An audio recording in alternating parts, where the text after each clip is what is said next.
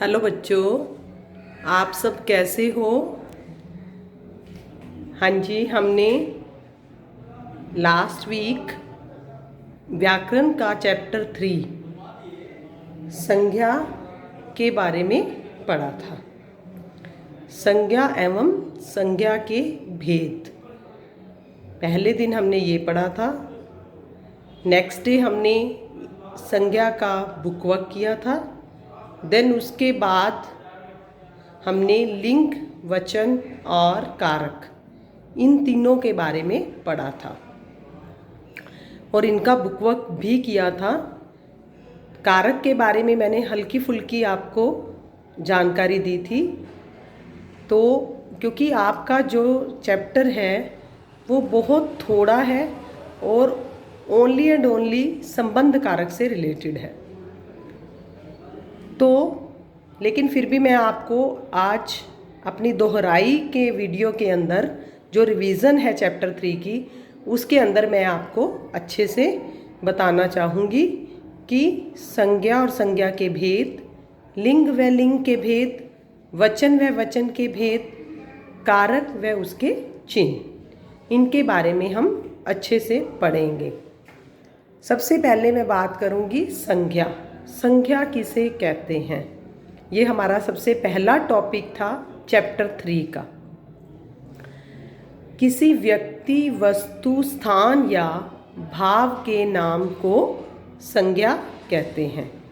किसी व्यक्ति, वस्तु, स्थान या भाव के नाम को संज्ञा कहते हैं। संज्ञा का अर्थ होता है नाम, किसी भी चीज़ का नाम। हर एक वस्तु का, हर एक व्यक्ति का, हर एक प्राणी का नाम होता है, जगह का नाम होता है। क्योंकि अगर नाम नहीं होगा तो हम उसे बुलाएंगे कैसे, हम उसके बारे में बात कैसे करेंगे। अगर हम दो जने किसी जगह के बारे में बात कर रहे हैं लेकिन जब तक हमें उस स्थान का नाम ही पता नहीं होगा तो हम बात क्या करेंगे, उसकी वहाँ की क्वालिटीज़, वहाँ का हम कैसे बताएंगे। तो इसीलिए संज्ञा का होना बहुत ज़रूरी है। संज्ञा का अर्थ होता है नाम, हर एक चीज़ का नाम।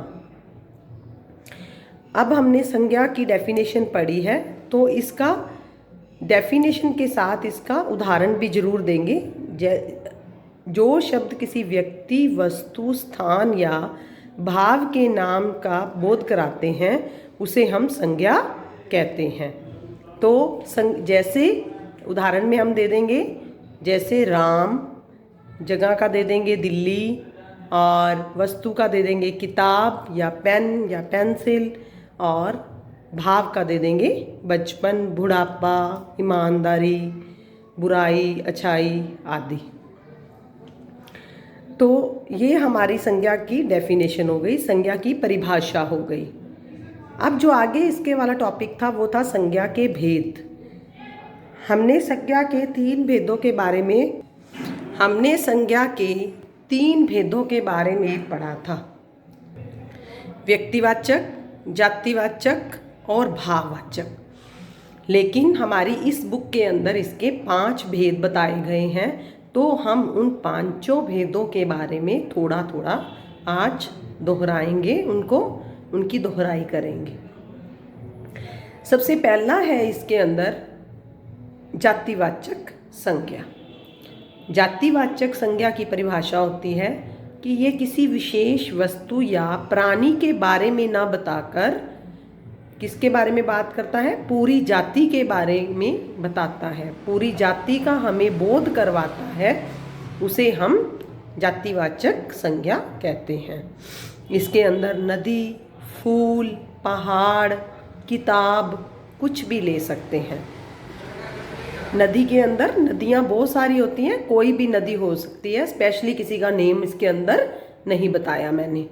किताब कोई भी हो सकती है, बहुत सारे अलग अलग सब्जेक्ट्स की अलग अलग किताब होती है, और पर्वत कोई भी हो सकता है, पहाड़ कोई भी हो सकता है। दूसरा इसका जो भेद है वो है व्यक्तिवाचक संज्ञा। बच्चे, ये इससे ही स्पष्ट हो रहा है कि जातिवाचक का जाति का बोध कराता है, लेकिन व्यक्तिवाचक के अंदर जो शब्द किसी विशेष व्यक्ति, वस्तु या स्थान का बोध कराए उसे व्यक्तिवाचक संज्ञा कहते हैं। जैसे स्पेसिफिक किसी का नाम दिया हो, जैसे गंगा नदी एक पवित्र नदी है, तो अब नदी के साथ क्या लगा दिया? गंगा। स्पेशली नाम दे दिया नदी का, गंगा नदी एक पवित्र नदी है, तो वो व्यक्तिवाचक संज्ञा हो गया। तीसरा इसका दिया हुआ है द्रव्यवाचक संज्ञा। द्रव्यवाचक संज्ञा में क्या चीज़ आती है? लिक्विड फॉर्म होती है मेनली तो द्रव्य की, लेकिन इसके अंदर इन्होंने बता रखा है कि धातु, जो शब्द किसी धातु, द्रव्य या पदार्थ के बारे में बताते हैं उन्हें हम द्रव्यवाचक संज्ञा कहते हैं। इनको हम गिन नहीं सकते, इन चीज़ों को, इनको हम सिर्फ माप या तोल सकते हैं। तो इसके अंदर क्या चीज़ आ जाएगी? तांबा, पानी, मिट्टी, आटा, सोना। जो इस यहाँ धातु बताई है, तो धातु कोई भी हो सकती है, लोहा भी हो सकता है, तांबा भी हो सकता है, सोना भी हो सकता है, चांदी भी हो सकती है। द्रव्य के अंदर चाय, पानी, तेल और ये सारे द्रव्यवाचक होते हैं। और जो पदार्थ की बात की है, पदार्थ चावल, आटा और कपड़ा, ये चीज़ें सारी पदार्थ के अंदर आ जाएगी, तो उन्हें हम द्रव्यवाचक संज्ञा कहते हैं। चौथा इसका भेद है समूहवाचक संज्ञा। समूह के नाम से ही हमें कंफर्म हो रहा है कि ये ग्रुप की बात कर रही है। जो ग्रुप में हो तो उसको हम क्या बोलते हैं? जो शब्द समूह को प्रकट करते हैं उसे हम समूहवाचक संज्ञा कहते हैं। जैसे पुलिस, सिपाहियों की टोली होती है, उसको पुलिस बोलते हैं। कक्षा, सब विद्यार्थी इकट्ठे मिलकर बैठते हैं ग्रुप के अंदर, तो वो कक्षा है। पंक्ति, गुट, दल, पार्टी, सभा, ढेर, टोली, सेना, ये सारे उदाहरण किसके हैं? समूहवाचक संज्ञा के उदाहरण हैं। उसके बाद मैं बात करूंगी भाववाचक संज्ञा। भाववाचक संज्ञा वो होती है, इनका जो पता चलता है हमें मन के भावों से पता चलता है। हम इसे छू, पकड़ या देख नहीं सकते, इनको छू नहीं सकते, इनको पकड़ नहीं सकते, इनको केवल हम अनुभव कर सकते हैं। जो शब्द किसी के गुण, दोष, दशा अथवा भाव, स्वभाव, भाव का बोध करवाए उसे हम भाववाचक संज्ञा कहते हैं। दही में खटास है, राम बहुत ईमानदार है, अच्छाई ही काम आती है। तो ये जो अच्छाई है, ईमानदार है, खटास है, ये सभी क्या है? ये भाववाचक संज्ञा के उदाहरण हैं। तो बच्चे, हमने अब संज्ञा और संज्ञा के भेद के बारे में पढ़ा था, और इसका बुकवर्क मैंने आपको एक एक चीज़ समझा दी है, और आप इसका बुकवर्क बुक पे ही करोगे पेंसिल के साथ। पेन से नहीं फिल करोगे बुक को, बुक गंदी हो जाएगी। आपने पेंसिल से ही इसको फिल करना है। उसके टॉपिक भी 2 क्वेश्चंस हैं, प्रश्नों के उत्तर दीजिए। संज्ञा किसे कहते हैं? उदाहरण सहित लिखिए। संज्ञा के कितने भेद हैं? इनकी परिभाषा उदाहरण के साथ दीजिए। तो ये 2 क्वेश्चंस हैं जो कि आप अपनी फेयर रजिस्टर, ग्रामर का जो रजिस्टर नया लगाया है, उसके ऊपर नीट एंड क्लीन लिखेंगी, और जो बुकवर्क है वो बुक के अंदर करेंगे। दूसरा इसका जो टॉपिक है वो है लिंग। दूसरा हमने टॉपिक पढ़ा था लिंग और लिंग के भेद। लिंग का अर्थ होता है चिन्ह या प्रतीक, यानी कि हमें बता दिया कि लड़का, लड़की, शेर, शेरनी और चूहा, चूहिया, पिता, माता, भाई, बहन, ये चीज़ें हमें बता दी। तो इससे हमें क्या पता चल रहा है? इससे पता चल रहा है कि कोई पुरुष जाति का है, कोई स्त्री जाति का है। तो ये संज्ञा का वह शब्द है जिससे हमें पुरुष अथवा स्त्री जाति का बोध होता है, उसे हम हाँ जी बच्चों, लिंग व लिंग के भेद, लिंग के बारे में मैंने आपको बता दिया कि पुरुष या स्त्री जाति के बारे में जो हमें बताते हैं जो शब्द, उन्हें हम लिंग कहते हैं। लिंग के भेद हैं, लिंग के भेद दो होते हैं, पुल्लिंग और स्त्रीलिंग। स्त्रीलिंग से शो हो रहा है कि ये स्त्री जाति का बोध करवाते हैं, और पुल्लिंग से प से पुरुष जाति का बोध करवाते हैं, उसे हम पुल्लिंग कहते हैं। तो दोनों बहुत क्लियर कट हैं। तो हमारे घर के अंदर जो रिश्ते हैं उनको भी हम एनालाइज करके देख सकते हैं कि मामा मामी, चाचा चाची, दादा दादी, ये सभी पुल्लिंग और स्त्रीलिंग को शो करते हैं। आगे बच्चे हम पढ़ेंगे वचन। वचन व वचन के भेद। वचन का अर्थ होता है संख्या। अगर वो एक चीज़ है तो उसे हम एक वचन कहेंगे, अगर वो ज़्यादा चीज़ें हैं तो उन्हें हम बहुवचन कहेंगे। ये उनके भेद हो गए। वचन का अर्थ होता है संख्या, हमें संख्या में कोई चीज़ बताई जाती है। लेकिन वचन के भेद दो हैं, एक वचन और बहुवचन। एक वचन के नाम से क्या हो रहा है कि एक ही वस्तु, एक ही चीज़, मेरे हाथ में अगर एक पेन है तो हम क्या बोलेंगे, ये एक वचन है। अगर 2-3 पेन है तो हम बोलेंगे ये बहुवचन है। तो ये ज़्यादा संख्या को बहुवचन में शो करता है और एक ही चीज़ को एक वचन में शो करता है। तो यही है इसका बुकवर्क, मैंने आपको अच्छे से करवा दिया था।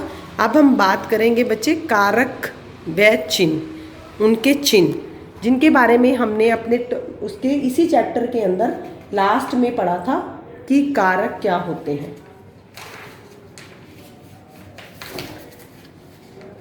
बच्चे, कारक होते हैं संज्ञा या सर्वनाम के जिस रूप से वाक्य के अन्य शब्दों से उसका संबंध जाना जाता है। जब हम कोई वाक्य लिखते हैं तो वाक्य के अंदर में, पर, के लिए, के द्वारा, का, के, की, ने, को आदि चिन्हों का प्रयोग किया जाता है। तो वो सब क्या होते हैं, कारक चिन्ह होते हैं, उन्हें हम कारक चिन्ह कहते हैं। तो सबसे पहले जो मैंने आपको पहले भी बता दिए थे, तो मैं फिर दोबारा से बता रही हूँ कि इसके अंदर कर्ता ने, कर्म को, करण से, के द्वारा, संप्रदान के लिए, आपादान से जुदाई, संबंध का, के, की, अधिकरण में, पर, संबोधन हे, अरे, ये कारक और उसके चिन्ह बताए गए हैं। इन्हीं के द्वारा हम अपने वाक्य को शुद्ध करते हैं और अपने वाक्य को समझने में समर्थ करते हैं। अगर इनका प्रयोग नहीं हो तो हमें पूरा वाक्य समझ नहीं आएगा। जैसे कि राम ने रावण को तीर कमान से मारा। राम ने रावण को तीर कमान से मारा। अब इसमें राम ने, राम कौन है, कर्ता, रावण को कौन है, कर्म। राम ने रावण को तीर कमान से, किसके द्वारा मारा था, तीर कमान के द्वारा, तीर कमान से मारा था। तो तीसरा कारक क्या हो गया, करण। राम ने रावण को तीर कमान से मारा। तो इसके अंदर 3 कारक यूज हुए हैं, कर्ता, कर्म और करण। कर्ता जिसने मारा, जिसको मारा और जिससे मारा, ये करण है। 3 इसके अंदर कारक यूज हो गए हैं। जो आगे वाले जो कारक हैं, संप्रदान के लिए, आपादान से जुदाई, संबंध का, के, की, अधिकरण में, पर, संबोधन हे, अरे, और भी बहुत सारे वाक्य हैं जो हम इनको क्लियर कर सकते हैं। हाँ जी बच्चे, आगे है संप्रदान। हम जिसके लिए कोई काम करते हैं वहाँ संप्रदान है। जैसे कि मैं एक एग्जाम्पल बोलने जा रही हूँ कि बेटी ने पिताजी के लिए पेन खरीदा। बेटी ने पिताजी के लिए, संप्रदान यूज हो गया उसके अंदर, के लिए। आगे है आपादान से जुदाई। आपादान का मतलब होता है जुदा होना, अलग हो रहे हैं। जैसे कि मैं एक एग्जाम्पल दूं कि वृक्ष से पत्ते गिर रहे हैं, नदी से पानी बह रहा है, बच्चा पेड़ से गिर गया। अब से यूज हो रहा है, नदी से पानी बह रहा है, वृक्ष से पत्ते झड़ रहे हैं और बच्चा पेड़ से गिर गया, यहाँ अब करण कारक नहीं आएगा, यहाँ वो उनसे जुदा हो रहे हैं। लाइक वृक्ष से पत्ते जुदा हो रहे हैं, जुदाई मैंने इसीलिए लिखा है। और बच्चा पेड़ से गिर गया, बच्चा पेड़ से अलग हो गया। और नदी से पानी बह रहा है, नदी से पानी अलग हो रहा है, जुदा हो रहा है, इसीलिए इसका प्रयोग किया गया है। आगे है उसके बाद संबंध कारक। संबंध कारक में इन वाक्यों में क्या होता है कि का, के, की, रा, रे, री आदि का प्रयोग होता है। जैसे मैंने एक शब्द बोला, यह मेरा विद्यालय है या यह नीता की किताब है। अब नीता का संबंध किससे है? नीता का संबंध किताब से है, नीता की किताब है। यह मेरा विद्यालय है, रा, रे, री मैंने बोला है, मेरा विद्यालय है तो रा पीछे आ गया, तो मेरा संबंध किससे है? विद्यालय से है। उसके बाद मैं बात करूंगी अधिकरण कारक। अधिकरण कारक के अंदर में और पर यूज हुआ है। तो यहाँ दिया गया है कि लता के सिर में दर्द है। में, लता के सिर में दर्द है और नीतू छत पर खेल रही है। पर भी आ गया के ऊपर, या किताब मेज के ऊपर पड़ी है, किताब मेज पर पड़ी है तो भी वो अधिकरण कारक है। मेरी नई ड्रेस अलमारी में पड़ी है तो में वहाँ यूज़ हो गया। इस तरीके से हम अधिकरण कारक इसको लिखेंगे। लास्ट इसका है संबोधन। संबोधन का मतलब ही होता है कि किसी को बुलाना। तो इसके लिए मैंने क्या आपको चिन्ह दिए हैं? हे, अरे। हम जैसे किसी के लिए बोलते हैं हे भगवान, हे राम तुमने उसकी किताब फाड़ दी। हम किसी के लिए शिकायत करें तो हे राम तुमने उसकी किताब फाड़ दी, अरे ये क्या हो गया।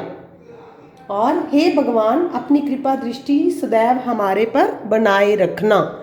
हे भगवान, तो हम उनको संबोधन कर रहे हैं, संबोधन करके उनको बुला के उनके हम प्रेयर कर रहे हैं, हे भगवान अपनी कृपा दृष्टि सदैव हम पर बनाए रखना। तो ये क्या है? ये संबोधन कारक है। तो इस तरीके से इन चिन्हों का प्रयोग करके हम अपने वाक्य को शुद्ध करते हैं। हाँ जी बच्चे, मैंने कारक का भी आपको बुकवर्क करवा दिया था, लिंग का भी करवा दिया, वचन का भी, संज्ञा, संज्ञा के भेद भी। तो अब जो इनके क्वेश्चंस हैं, संज्ञा और संज्ञा के भेद, लिंग व लिंग के भेद, वचन और वचन के भेद, तो इन क्वेश्चंस को आप अपनी फेयर रजिस्टर के ऊपर करोगे और जो बुकवर्क है वो बुक में ही करोगे। पेंसिल से करना है बुकवर्क, उसमें पेन यूज़ नहीं करोगे आप। और फेयर रजिस्टर के अंदर आप black and blue pen use करोगे और अपना वर्क नीट एंड क्लीन करके मुझे व्हाट्सएप पे सेंड कर देना कि हमारा डन हो गया है। तो इसके लिए आप अच्छे से साथ साथ तैयारी भी रखना ताकि आपको आगे प्रॉब्लम ना हो। धन्यवाद।